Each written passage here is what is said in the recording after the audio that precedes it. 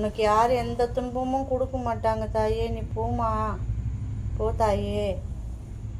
அனைவருக்கும் வணக்கம். நான் உங்கள் அருள்வாக்கு லக்ஷ்மி அம்மா பேசுகிறேன்.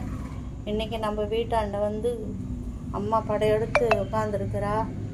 எந்த நேரம் வந்தாங்களோ தெரியாது.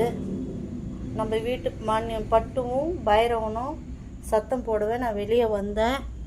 வெளியே வந்து பார்க்கும்பொழுது இது வந்து பாத்ரூம், துணி துவைப்போம் எல்லாம் தான். இந்த பக்கத்தில் தான் எல்லாமும். இதுதான் நம்ம வீடு. வாசப்படி அங்கேக்கும் எவ்வளோ டிஃப்ரென்ஸ் பாருங்கள். இதுதான் வாசப்படி. அம்மா வந்து இங்கே வந்து நிற்கிறாங்க. அது எப்போ வந்தாங்களோ எங்கே ஏதா வந்தாங்களோ தெரியல.